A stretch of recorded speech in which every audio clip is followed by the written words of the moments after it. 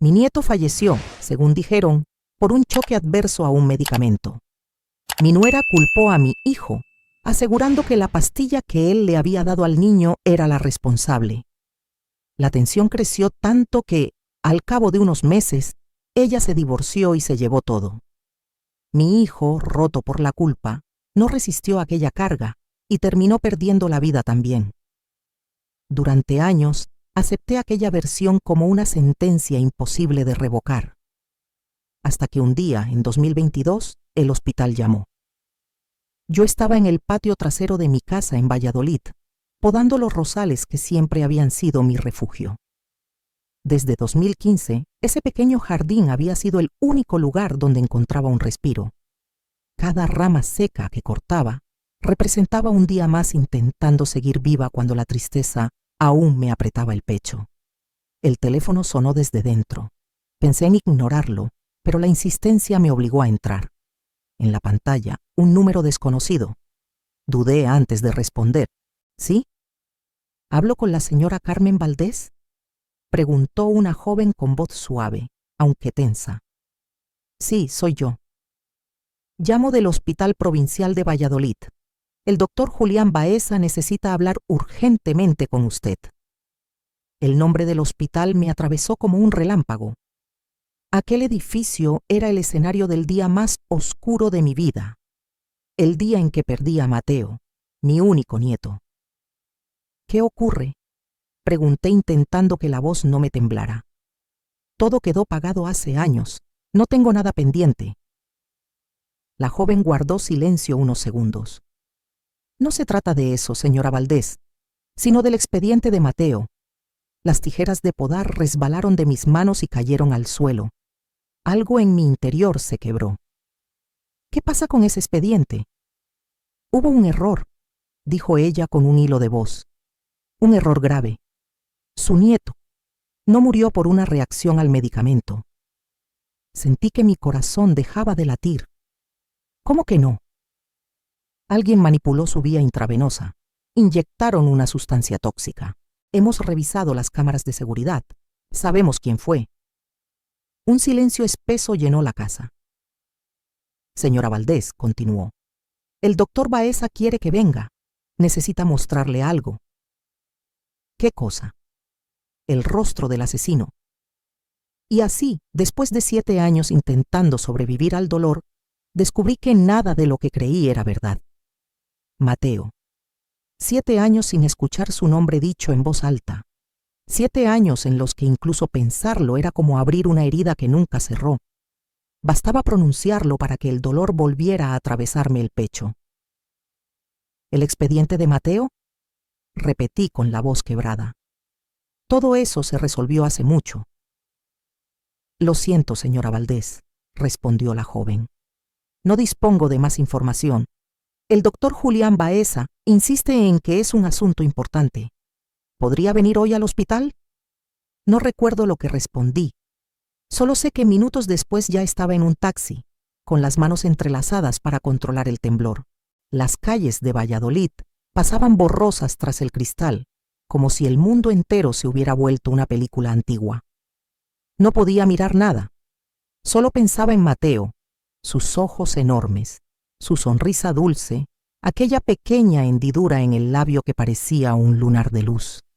Tenía apenas unos meses cuando se fue, tan pequeño, tan frágil, y aún así había dejado un vacío que devoró mi vida entera.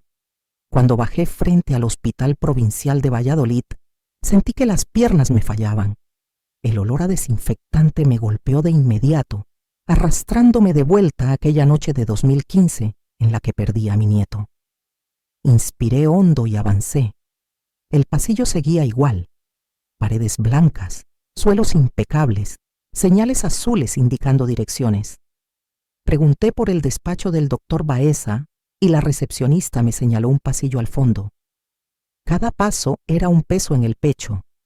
El doctor Julián Baeza me esperaba en una sala sencilla. Hombre de unos 50 años, cabello entrecano, expresión cansada. Se puso en pie al verme. Doña Carmen, gracias por venir, dijo con voz cálida. Me deslizó un vaso de agua. Lo sostuve sin beber. Necesitaba aferrarme a algo. Perdone que la llamemos después de tantos años, comenzó. Estamos digitalizando archivos antiguos y uno de nuestros técnicos revisó una grabación de la unidad de cuidados intensivos de la noche en que Mateo falleció. Mi corazón se detuvo un instante. ¿Grabación?, susurré. El informe decía que murió por una reacción al medicamento. El doctor Baeza respiró hondo. Ese informe no es toda la verdad. El aire se me escapó de los pulmones. ¿Cómo que no? Giró la pantalla del ordenador hacia mí. La tecnología de hace 7 años era limitada, pero hemos restaurado y mejorado la imagen. Doña Carmen, alguien se acercó a la cuna de Mateo aquella noche y entonces pulsó reproducir. En la pantalla apareció un vídeo borroso, iluminado solo por la tenue luz del pasillo, filtrándose a través de la puerta entreabierta. Reconocí de inmediato aquella esquina, la unidad de cuidados intensivos donde Mateo había pasado su última noche en 2015. Mi nieto tan pequeño, casi perdido entre las sábanas blancas, con el suero conectado a su diminuto brazo. Sentí los ojos arder, pero me obligué a no parpadear. No podía perder ni un solo detalle. Una figura entró en la habitación. Llevaba el uniforme de enfermería y caminaba con rapidez, aunque con movimientos calculados. Era de madrugada. Solo se veían 2 enfermeras al fondo del pasillo, ajenas a lo que estaba a punto de ocurrir. La persona se detuvo junto a la cuna de Mateo, miró hacia ambos lados y entonces lo hizo. Sacó una jeringa del bolsillo, la conectó al tubo del suero y presionó el émbolo. Un líquido transparente entró en la vía intravenosa de mi nieto. Todo duró apenas unos segundos. Rápido, frío, mortal. Después, aquella figura desapareció por el pasillo sin dejar rastro. Yo apenas podía respirar. ¿Quién es esa persona?, susurré, aunque ya en el fondo empezaba a temer la respuesta. El doctor Julián Baeza no habló. Amplió el momento exacto en que la figura giraba la cabeza hacia la cámara. La imagen era granulada, pero gracias al programa de restauración, los rasgos quedaron nítidos: pómulos altos, mirada dura, mandíbula tensa. Ya confirmamos la identidad, dijo el doctor con voz grave. Por favor, mírela bien, señora Valdés. Miré, y el mundo se me vino encima. Sentí que el corazón dejaba de latir. Me llevé una mano a la boca, intentando contener un sollozo que subía como una marea imposible de frenar. No podía equivocarme. Esa mirada, esa forma de inclinar la cabeza, lo había visto antes. El doctor Baeza me observó en silencio, esperando que yo misma dijera el nombre. De pronto, un recuerdo nítido, casi doloroso, me atravesó. Una tarde luminosa de primavera, cuando mi hijo llegó a casa con una joven de sonrisa amable y voz suave. Aquella mujer que había logrado entrar en nuestra familia con una educación impecable y un cariño que parecía sincero. Mi nuera, la mujer que años después culparía a mi hijo de la muerte del niño. La misma que se marchó con todo tras el divorcio. Era su rostro el que ahora emergía en la pantalla de la sala. Mi nuera estaba junto a la cuna de Mateo aquella noche. Mi nuera, en aquellos primeros tiempos, tenía un encanto que desarmaba a cualquiera. Recuerdo cómo, en una de las primeras comidas familiares, elogió mi guiso de lentejas diciendo que le recordaba a los domingos en casa de sus abuelos. Me preguntó por mi salud, por mis dolores de articulaciones, y escuchaba con una atención tan cálida que me hacía sentir acompañada. Tenía memoria prodigiosa. Tras una sola presentación, recordaba los nombres de todos los miembros de la familia, desde mi sobrina Clara hasta el pequeño Juan. Cuando por accidente derramé un poco de vino sobre el mantel, me disculpé avergonzada, pero ella reaccionó de inmediato, secando la mancha con una servilleta mientras mantenía la serenidad. «No se preocupe, señora Carmen. Ha sido solo una gota», me dijo sonriendo. Todo lo que hacía parecía perfecto. Me hacía pensar que quizá, después de tantos años de cuidar sola a mi hijo, por fin la vida le regalaba a alguien capaz de quererlo de verdad. Él la miraba con una luz en los ojos que yo solo había visto en contadas ocasiones. Me derretía el alma verlo tan feliz. Cuando anunciaron su compromiso, la casa se llenó de alegría. Mi hijo hablaba con entusiasmo de sus planes, del futuro, de lo bien que trabajaban juntos. Ella era creativa, disciplinada y parecía la compañera ideal. Pero al empezar los preparativos de la boda algo cambió. Ella decidió encargarse de todo: el menú, la música, las invitaciones, incluso el color de los manteles. Al principio lo interpreté como ilusión, pero pronto noté que no dejaba espacio para la opinión de nadie. Todo debía quedar como ella quería. Una vez sugerí usar rosas blancas para la decoración, como las que mi madre había llevado en su boda. Mi nuera sonrió, una sonrisa tan dulce como afilada. Al día siguiente apareció con un catálogo y señaló unos lirios blancos. Las rosas son bonitas, señora Carmen, pero los lirios están más de moda y quedan más elegantes, ¿no le parece? Su tono era suave, pero no admitía réplica. Asentí, guardando silencio. El día de la boda llegó. La pequeña iglesia de Valladolid estaba decorada con una elegancia impecable. Mi hijo, con su traje negro, parecía radiante. Mi nuera, con su vestido blanco, parecía salida de una postal. En la primera fila, mientras él me apretaba la mano y susurraba: «Mamá, soy tan feliz», yo también quise creerlo. Quise creer que aquella mujer sería luz para nuestra familia. Nunca imaginé que sería oscuridad. Durante la celebración de la boda, mientras todos disfrutaban del banquete, me acerqué a la cocina para agradecer al personal. Algo que siempre hacía para que supieran cuánto valoraba su trabajo. No esperaba escuchar lo que escuché. Pedí que los aperitivos fueran colocados en torre. ¿Por qué están en platos planos? ¿Te has leído mi correo o no? La voz era fría, cortante. Era mi nuera, con su vestido de novia impecable, pero sin rastro de dulzura. Su rostro, duro como una piedra, mostraba una furia contenida. El encargado del banquete, un muchacho joven y tembloroso, se disculpaba una y otra vez, pero ella no cedía. «Esta falta de profesionalidad arruina mi imagen», murmuró entre dientes. Me quedé paralizada. Nunca había visto esa expresión en ella. Sin embargo, en cuanto se giró y me vio, todo cambió.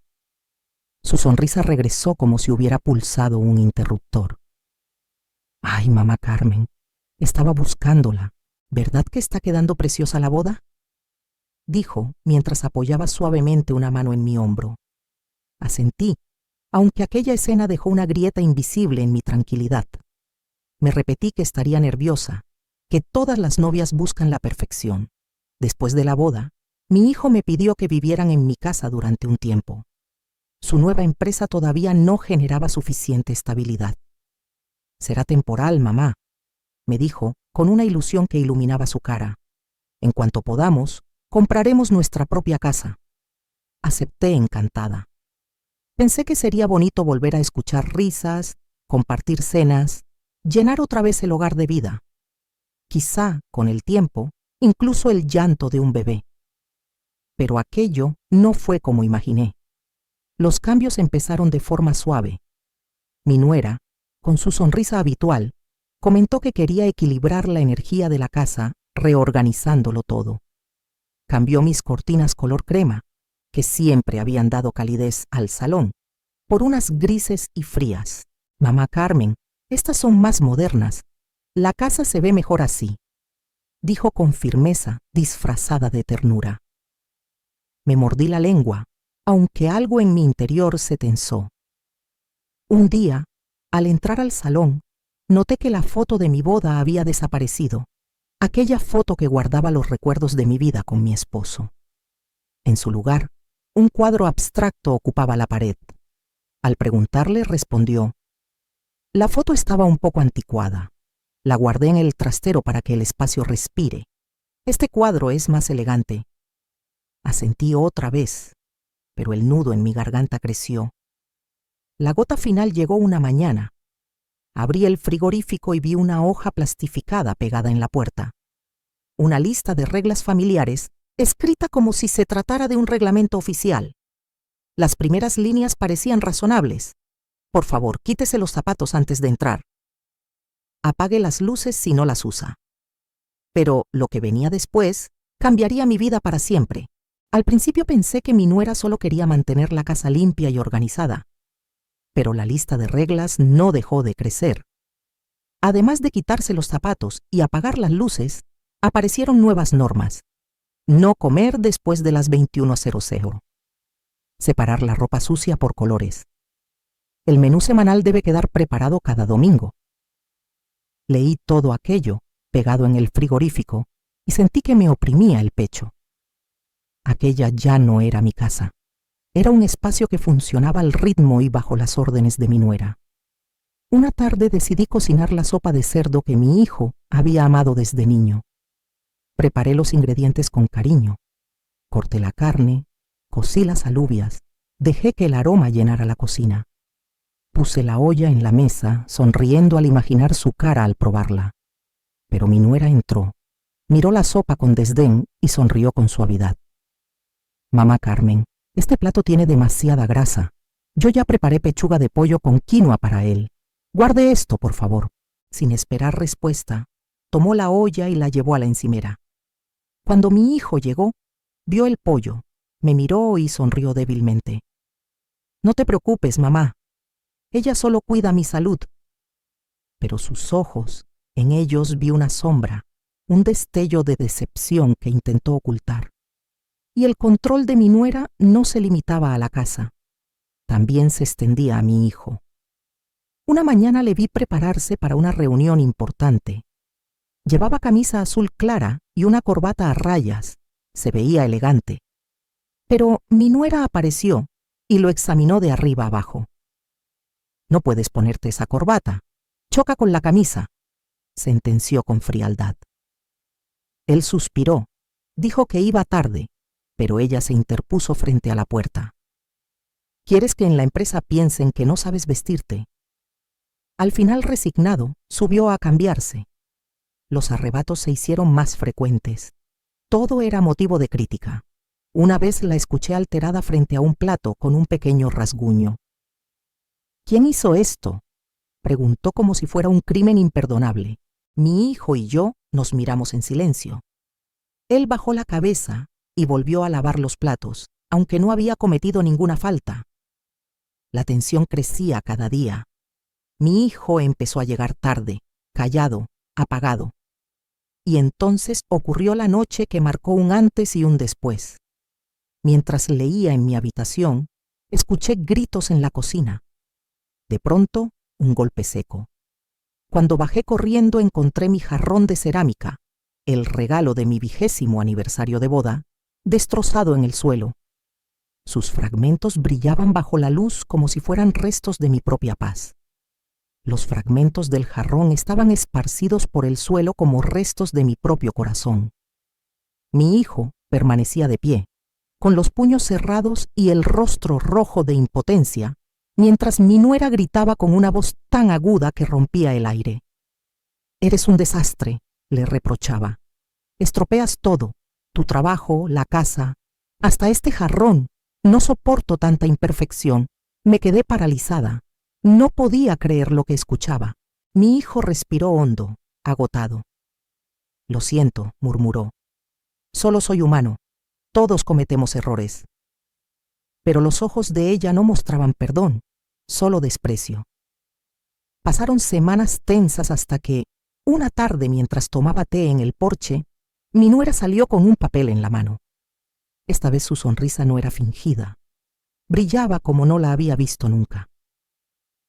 «Mamá Carmen, estoy embarazada», dijo con un hilo de voz temblorosa.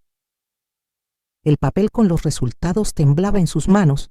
Yo lo leí y sentí que el corazón me golpeaba el pecho. Las lágrimas brotaron solas. «¿De verdad?», logré preguntar. Ella asintió, y por primera vez en mucho tiempo me abrazó con fuerza. Aquello derritió meses de hielo.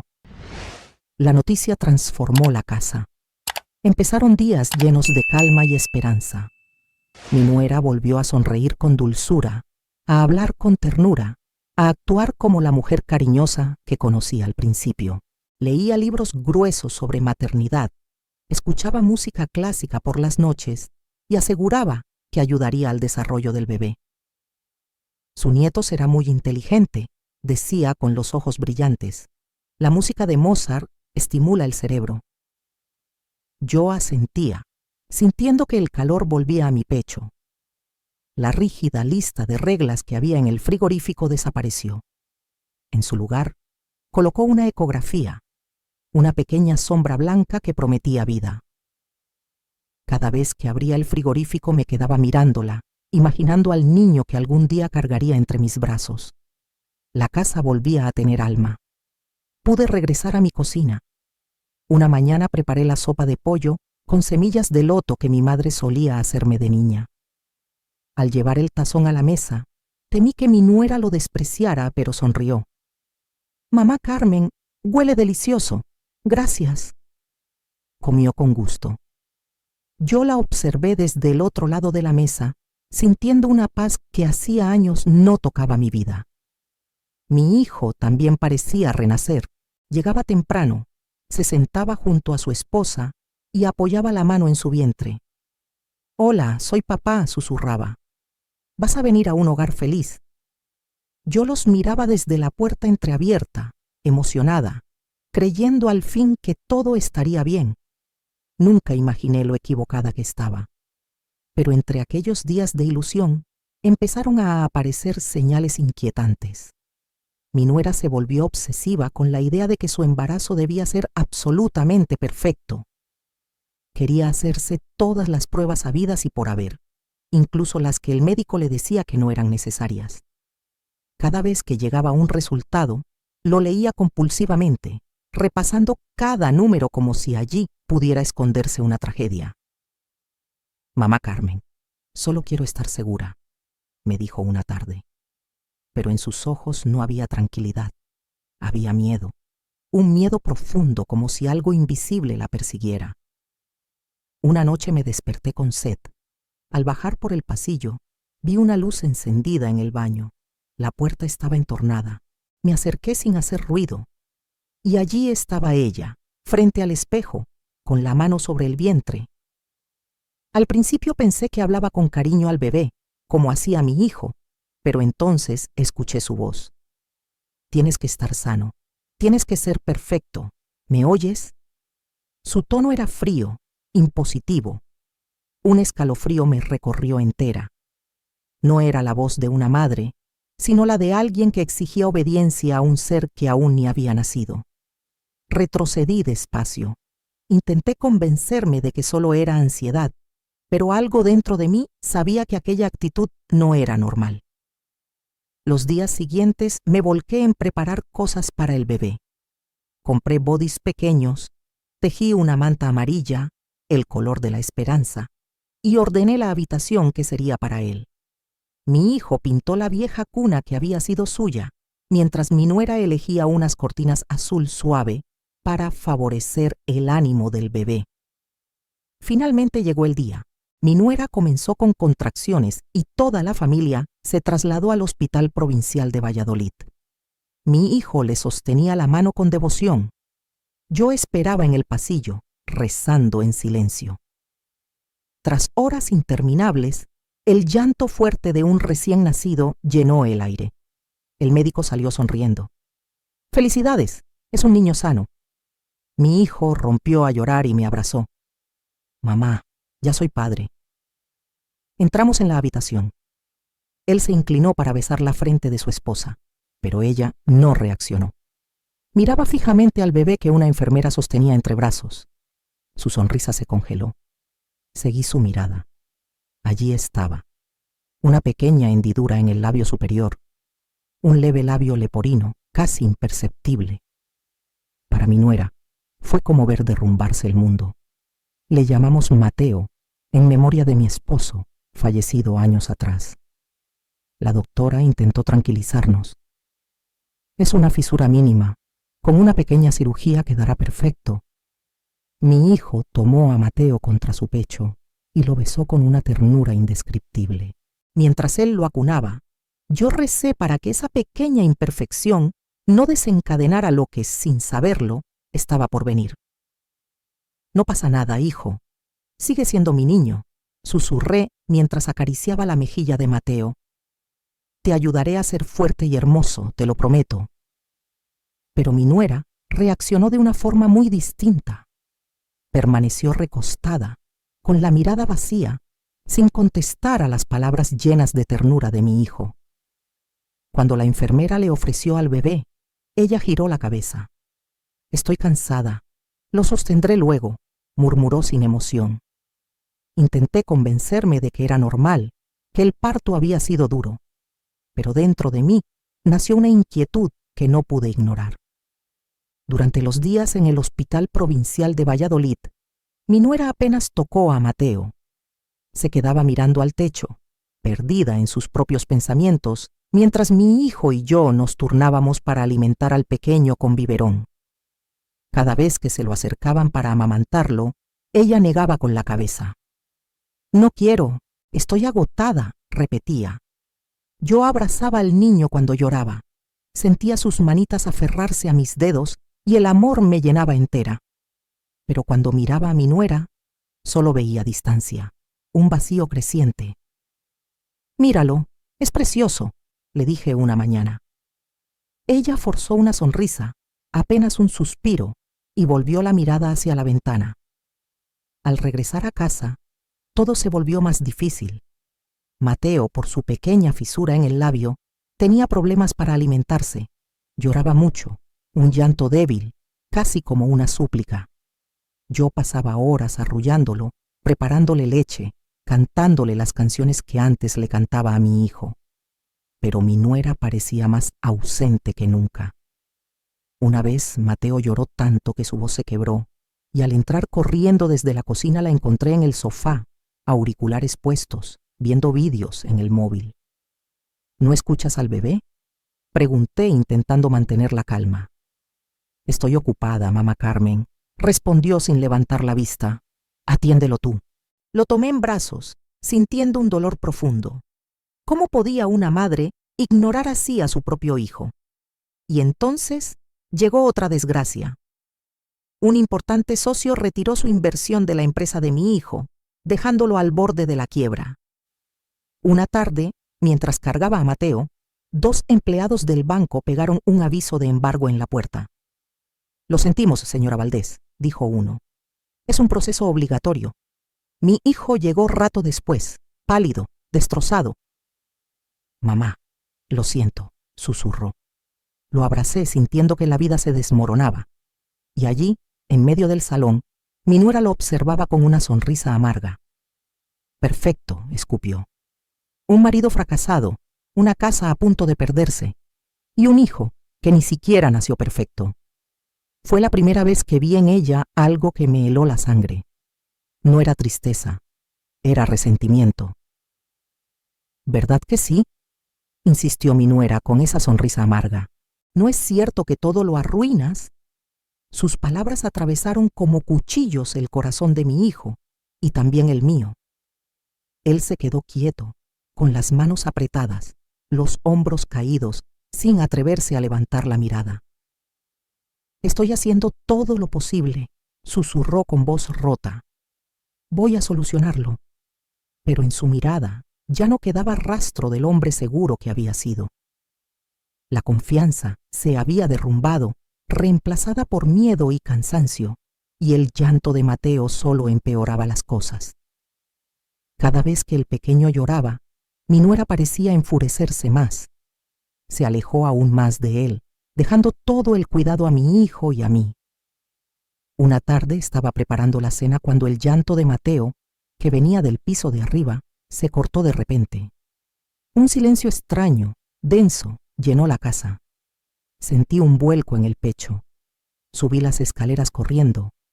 La puerta de la habitación estaba entreabierta y allí la vi. Mi nuera estaba junto a la cuna, retirando la mano del rostro del bebé. Había una marca roja junto a la boquita de Mateo, como si lo hubieran presionado con fuerza. «¿Qué estás haciendo?», grité, temblando mientras lo tomaba en brazos. Él rompió a llorar con más fuerza. Por suerte estaba bien. Mi nuera me miró como si la pregunta le resultara molesta.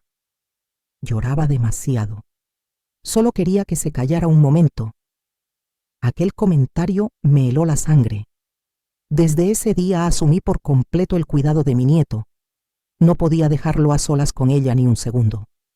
Dormía con la puerta entreabierta, siempre atenta al más mínimo sonido. La mujer que un día pensé que sería una hija para mí, ahora era un enigma oscuro. Su mirada ya no era humana, era hielo. Una noche, mientras cruzaba el pasillo, escuché un susurro. La puerta del cuarto estaba apenas abierta y la luz del pasillo iluminaba su silueta junto a la cuna. «Ojalá nunca hubieras nacido», susurró. Un escalofrío me recorrió entera. Retrocedí, tapándome la boca para contener un sollozo. Ya no reconocía a mi nuera. Otra tarde, mientras terminaba de tejer la manta de lana para Mateo, su llanto débil llegó desde arriba. Me levanté, pero mi nuera apareció en la escalera. «Déjelo, yo me encargo», dijo sin una pizca de ternura. Intenté confiar, pero el llanto aumentó. Corrí escaleras arriba. Mi hijo sostenía al niño desesperado. «Mamá, está ardiendo», murmuró. Toqué la frente del bebé, un calor abrasador. «Hijo, llama al médico ahora». Mi hijo bajó la mirada, con los ojos enrojecidos. «No puedo, mamá. Ya no tengo dinero. Iré a la farmacia. Algo tiene que ayudarle». Quise detenerle, pero la ruina de su empresa le había dejado sin opciones, y aquella decisión sería el comienzo de la tragedia. La cuenta bancaria estaba vacía. La empresa había quebrado, y la casa donde vivíamos estaba a un paso del embargo. Mi hijo salió corriendo aquella noche, desesperado, dejándome a solas con mi nuera y con Mateo, que lloraba sin descanso, ardiendo en fiebre. 15 minutos después, regresó con un frasco de jarabe comprado en una farmacia de guardia. Lo preparó siguiendo al pie de la letra las instrucciones del prospecto, temblando mientras administraba pequeñas cucharadas al bebé. Pero Mateo no mejoró. Empezó a respirar con dificultad. Su piel se volvió pálida. Sus labios tomaron un tono azulado. Un terror helado me recorrió el cuerpo. «Llama a una ambulancia», grité. Mi nuera permaneció inmóvil, como si no entendiera la urgencia. Mi hijo corrió al teléfono y enseguida salimos rumbo al Hospital Provincial de Valladolid. Yo sostuve al niño contra mi pecho durante todo el camino, suplicándole a Dios que lo protegiera. Mi nuera no miraba al bebé. En cambio, giró la cabeza hacia mi hijo con una voz helada. «Idiota, querías hacerle daño. Esto es culpa tuya».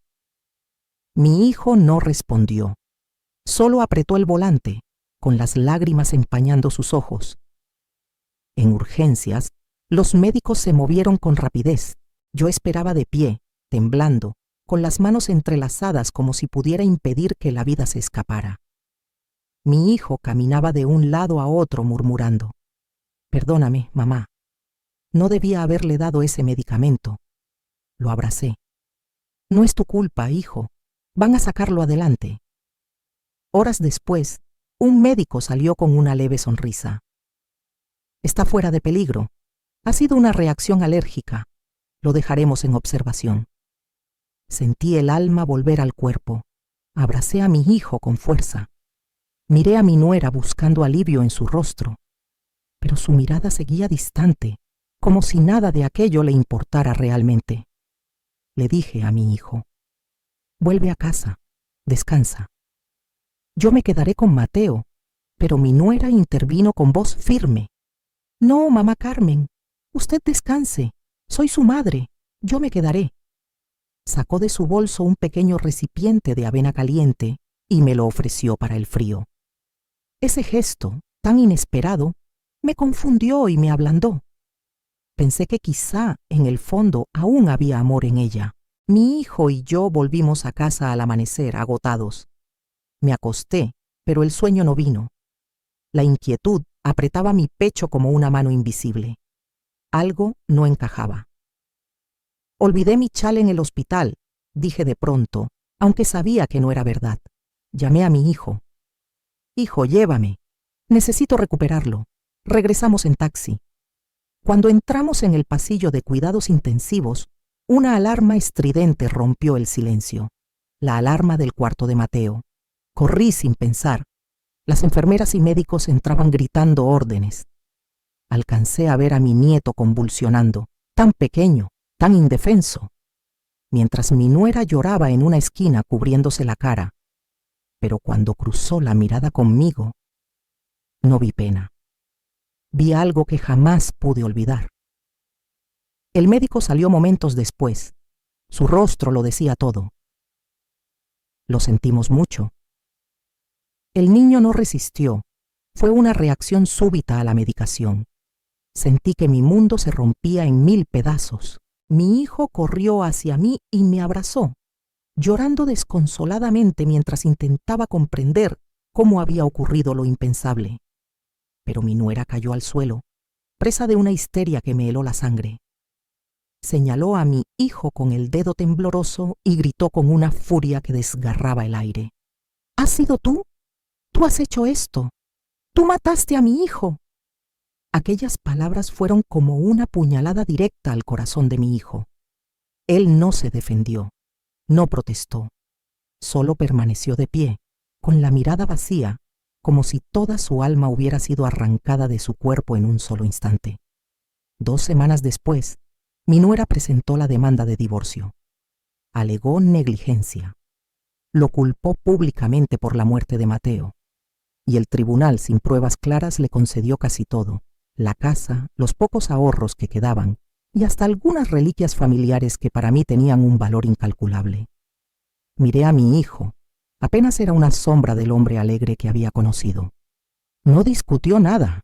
Firmó los documentos en silencio y salió del juzgado sin mirar atrás. Después de aquello, se derrumbó por completo. Se encerraba en su habitación y apenas hablaba.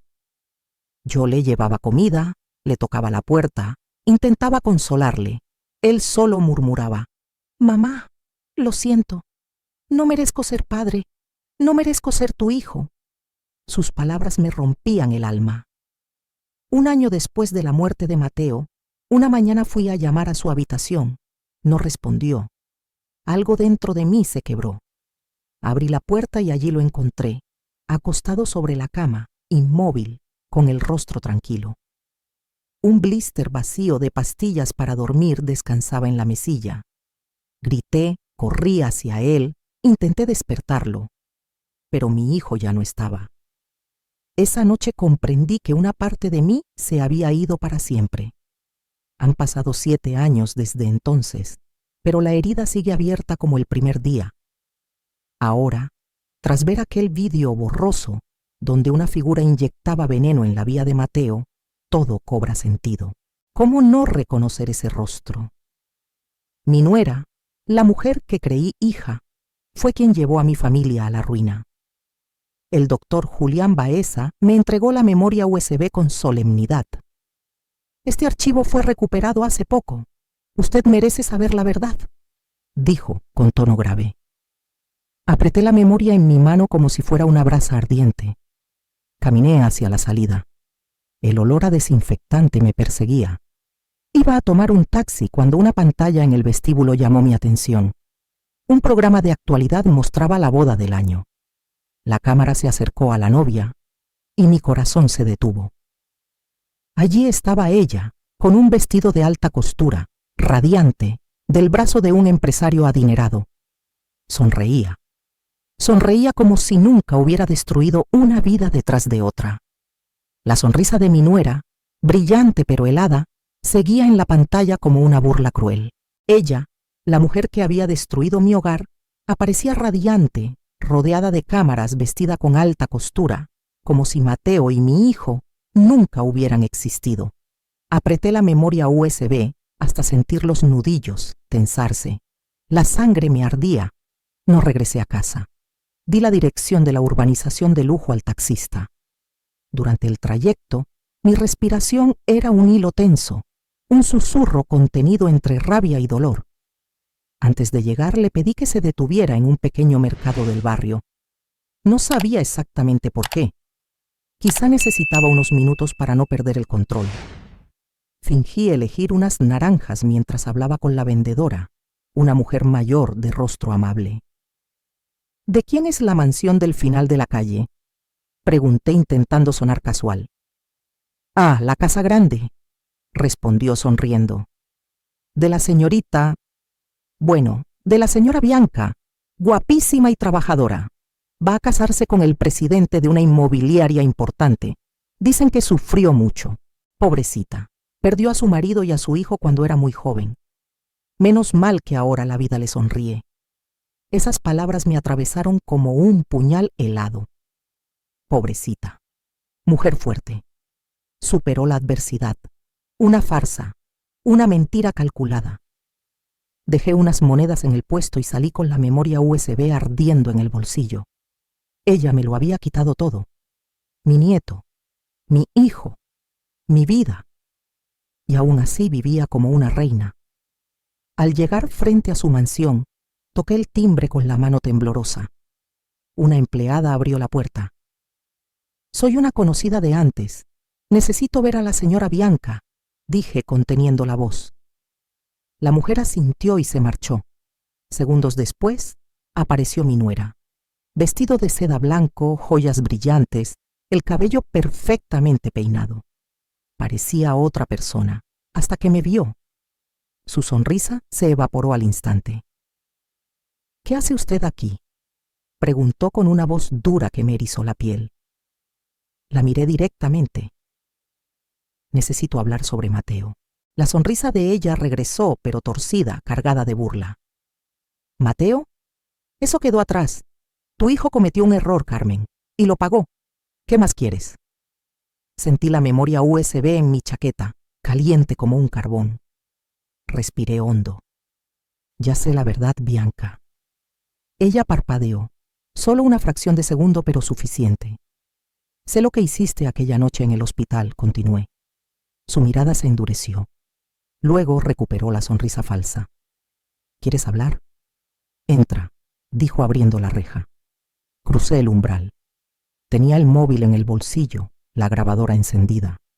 Estaba entrando en la guarida de la fiera. Pero esta vez no iba indefensa. La sala de mi nuera era tan lujosa que resultaba casi ofensiva. Todo estaba decorado en blanco y plata.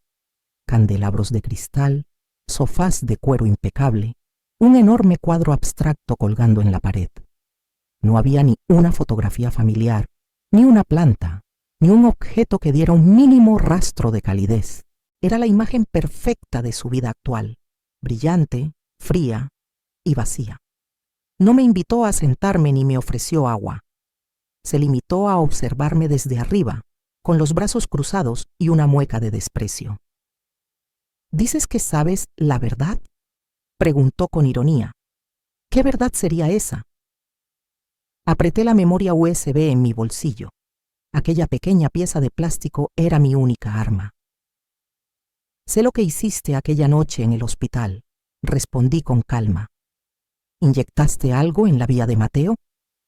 Esperé miedo, nervios, cualquier gesto humano. Pero ella solo sonrió con frialdad. Con elegancia calculada, se sentó en el sofá blanco, cruzando las piernas como si estuviera en una sesión de fotos. Señora Carmen, está perdiendo la cabeza, dijo con sarcasmo. Los informes lo dicen claro. El niño murió por una reacción al medicamento. Su hijo fue quien cometió el error. ¿A quién quiere culpar ahora? ¿A una madre destrozada? Sus palabras me golpearon, pero no dejé que lo viera. ¿Y si te dijera, continué, que alguien te vio aquella noche? Vi cómo sus ojos se abrían una fracción de segundo. Fue mínimo, pero suficiente. Lo disimuló enseguida con una sonrisa burlona. ¿A mí? ¿Quién te va a creer? ¿A ti, una anciana consumida por el duelo? ¿O a mí, que perdí a mi marido y a mi hijo hace años? Se acercó despacio, bajando la voz hasta convertirla en un susurro amenazante. Han pasado 7 años. Aunque hubiera testigos, ya no importa. Retrocedí un paso, no por miedo, sino por asco. Te equivocas, Bianca, dije firme. La verdad no se entierra, y tengo pruebas. La palabra pruebas la hizo tensarse. Un destello de pánico cruzó por sus ojos. ¿Un video borroso?, se burló. ¿Crees que eso destruirá mi vida? La observé con una serenidad que no sabía que tenía. Te doy una oportunidad, dije. Acude a la comisaría y entrégate. Hazlo por el hombre que una vez te amó. Soltó una carcajada helada. ¿Entregarme? ¿Por qué? No hice nada malo, nada. Solo corregí un error de la naturaleza. Me quedé petrificada. Llamaba error a mi nieto. Se acercó a la puerta, la abrió con desdén. Puede retirarse y no vuelva jamás. La miré por última vez. No tendrás paz, Bianca, susurré. Lo juro por mi hijo y por Mateo. Y salí de aquella casa gélida con la determinación clavada en los huesos. Salí de aquella mansión caminando despacio por el camino empedrado. El aire estaba frío, pero por primera vez en muchos años, dentro de mí no había solo vacío. En mi bolsillo, la memoria USB y la grabación del móvil eran como 2 pequeñas llamas encendidas, recordándome que no estaba loca, que por fin tenía algo con lo que defender a mi hijo y a mi nieto. No regresé a mi piso de Valladolid, donde los recuerdos de mi hijo y de Mateo parecían esperarme en cada rincón. Le pedí al taxista que me llevara directamente a la comisaría central. Esta vez no lloré. Las lágrimas se me habían secado 7 años atrás. Hoy no iba como una madre rota, sino como una mujer que venía a exigir justicia. En la comisaría pedí hablar con la inspectora jefe. El agente de guardia, un chico joven con el uniforme impecable, me miró al principio con esa mezcla de lástima y condescendencia que muchos reservan para las personas mayores.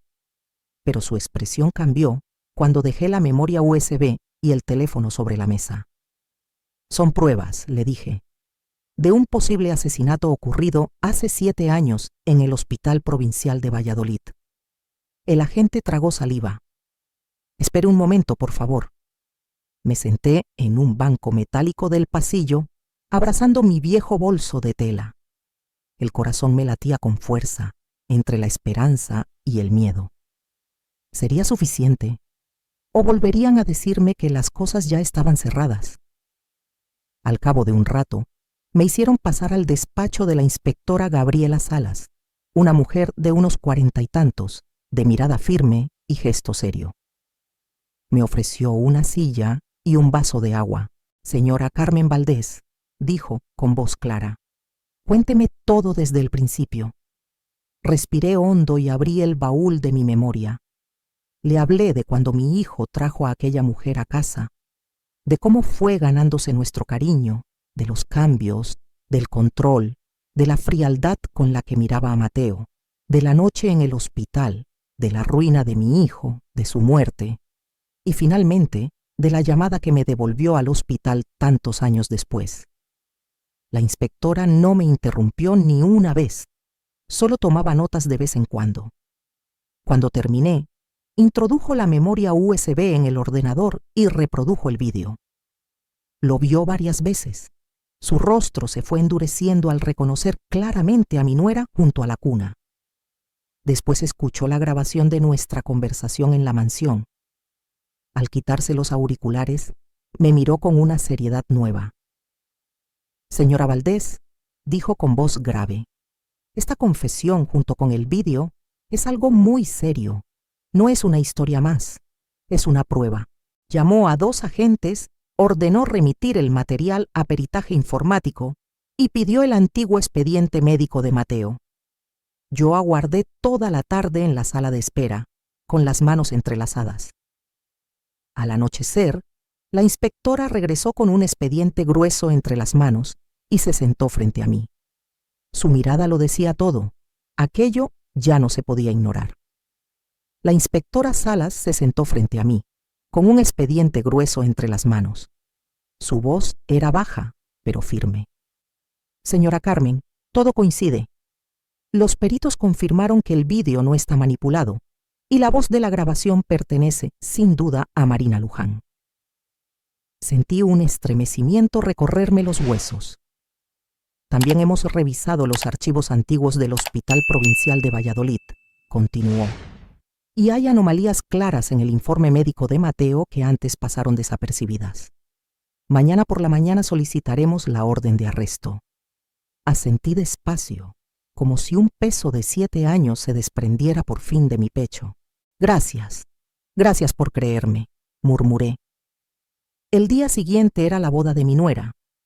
Los periódicos lo llamaban el enlace del año, entre la empresaria Marina Luján y el presidente de un gran grupo inmobiliario. No tuve fuerzas para entrar en la iglesia. Me quedé en una pequeña cafetería frente al templo, observando a través del ventanal empañado. No quería presenciar su caída por venganza. Quería presenciar justicia. A las 11 en punto, los coches decorados se detuvieron frente al portón. Marina bajó con un vestido de novia valuado en miles de euros, sonriendo con esa seguridad altiva que siempre tuvo.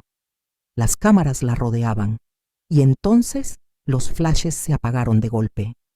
2 patrullas se detuvieron bruscamente junto a la entrada. La inspectora Salas salió del coche y anunció con voz clara, firme como un martillazo: Marina Luján queda detenida por su presunta implicación en la muerte de Mateo Cruz hace 7 años. El murmullo se transformó en un rugido de confusión. Todas las cámaras se giraron hacia ella. El novio se quedó congelado. Los invitados comenzaron a susurrar. Y Marina intentó huir del brazo de los agentes. Se equivocan. Yo soy la víctima. Yo solo quería una vida perfecta, gritaba. La vi desde la distancia, a través del cristal del café. Mi rostro siguió sereno, pero dentro de mí algo se acomodó por primera vez en muchos años. No me alegré de su caída. No soy así. Pero al fin la verdad salía a la luz. Un mes después comenzó el juicio. No asistía a todas las audiencias. Ya no necesitaba enfrentarla más. La inspectora Salas y su equipo reunieron cada pieza, cada testimonio, cada error oculto en aquel informe médico. Cuando el periódico local publicó la sentencia, cadena perpetua sin posibilidad de apelación, me senté en mi viejo sillón del salón y leí cada palabra. No lloré. No sonreí. Solo sentí profundamente que la tormenta de 7 años por fin había terminado. Mi hijo y mi pequeño Mateo, al fin, podían descansar en paz. Los periódicos no tardaron en colocar titulares sensacionalistas. Marina Luján, la novia del demonio. La madre perfecta que ocultaba un crimen. La mujer que durante años fue presentada como víctima se revelaba ahora ante toda España como alguien fría, calculadora y capaz de destruir a una familia entera. Su prometido, ese empresario de sonrisa impecable que aparecía junto a ella en todas las revistas, canceló el compromiso de inmediato. Desapareció del ojo público como si jamás hubiera existido. Era evidente que no quería quedar asociado a su nombre ni un segundo más. El imperio perfecto que Marina había construido durante años se derrumbó en un solo día.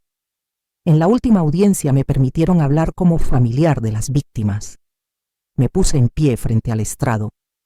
Marina estaba allí, con la cabeza baja, sin maquillaje, el pelo enredado, irreconocible. Respiré hondo y hablé con voz serena.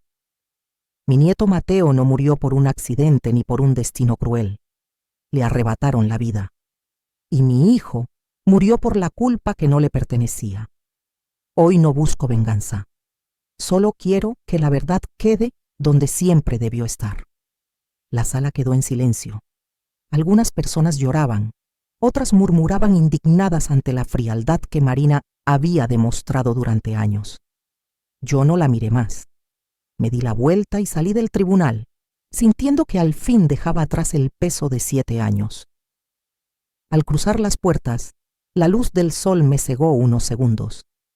Me recordó aquellas tardes en las que mi hijo se sentaba en el porche a pelar manzanas y reírse de cualquier tontería. Sonreí aunque el corazón seguía doliéndome. Después del juicio vendí la vieja casa familiar. Allí viví mis días más felices y los más oscuros. No podía seguir en un lugar donde cada habitación llevaba el eco de una ausencia. Me mudé a un pequeño piso en las afueras de Valladolid, con un balcón que mira a un campo verde. Planté macetas de rosas, las mismas que crecían en mi antiguo jardín. Era mi manera de mantener cerca a mi hijo y a Mateo sin quedarme atrapada en el pasado. Un día, tomé una decisión que cambió mis mañanas. Me inscribí como voluntaria en un centro de apoyo para niños con discapacidades. Allí encontré sonrisas imperfectas, llenas de vida. Algunos niños tenían labio hendido, como Mateo. Una tarde, una pequeña llamada Luz corrió hacia mí con una flor de papel en la mano. «Es para usted, abuelita Carmen», dijo. La abracé. Y, al hacerlo, sentí que volvía a abrazar a Mateo. Las lágrimas rodaron, pero por primera vez fueron de alegría. Viví 7 años atrapada en la oscuridad de una mentira. 7 años en los que el silencio pesaba más que cualquier piedra y el recuerdo de mi hijo y de mi pequeño Mateo me perseguía en cada rincón de la casa. Pero ahora, entre las sonrisas imperfectas de los niños del centro social, encontré una luz que creí perdida para siempre. Fue entonces cuando decidí escribir mi historia, no para revivir el dolor, sino para mostrar el camino que recorrí hasta encontrar justicia. Escribí por mi hijo, por mi nieto, y por todas aquellas personas que aún siguen luchando por salir de su propia oscuridad. Un día reuní el valor para enviar mis escritos a un periódico local de Valladolid. Para mi sorpresa, me llamaron a la semana siguiente. Querían publicarlos. No podía creerlo. Poco después comenzaron a llegar cartas y correos de lectores. Algunos me decían que mi historia les había devuelto la fe en la justicia. Otros aseguraban que habían encontrado fuerzas para denunciar sus propios silencios. Una tarde, mientras el sol caía sobre los campos verdes que rodean mi nuevo piso, me senté en el balcón. Tenía entre las manos la foto de mi hijo y de Mateo. Sus ojos brillaban como en la vida. «Lo logré, mis amores», susurré. «Por fin estáis en la luz». Sentí que mi corazón, tan cansado por años de dolor, por fin respiraba en paz. La justicia no solo se había cumplido en los tribunales, también se había cumplido en el alma. Comprendí que la justicia verdadera no consiste solo en castigar al culpable, sino en devolver la voz a quienes fueron silenciados. Mateo se fue sin poder decir una palabra. Mi hijo murió apagado por una culpa que nunca le perteneció. Y yo, como madre y abuela, he vivido lo suficiente para contar su verdad. La vida me enseñó algo sencillo pero profundo. Callar ante el mal también es una forma de permitirlo. Y a veces basta una sola chispa de valentía para encender la conciencia dormida del mundo. No recuperé lo que perdí, pero me recuperé a mí misma. Ahora sé que sobrevivir no es únicamente seguir respirando, es seguir defendiendo lo correcto, aun cuando tiemblen las manos. La historia que acabas de escuchar ha cambiado nombres y lugares para proteger a quienes formaron parte de ella. No la cuento para juzgar, sino con la esperanza de que alguien, en algún lugar, reflexione. ¿Cuántas madres sufren en silencio detrás de una puerta cerrada? Si tú estuvieras en mi lugar, ¿qué harías? ¿Guardarías silencio o recuperarías tu voz? Cuéntame tu opinión. Cada historia puede convertirse en una vela que ilumine el camino de otro. Mi historia podría haber terminado como una tragedia familiar, pero al desaparecer por un tiempo, todos encontramos algo mucho mejor. Una familia real, construida sobre el respeto, la gratitud y el amor genuino. ¿Te ha gustado mi historia? Cuéntame desde qué ciudad nos estás viendo. Si te ha inspirado, deja un me gusta y suscríbete al canal. Nos vemos en la próxima historia, porque nunca es demasiado tarde para empezar de nuevo.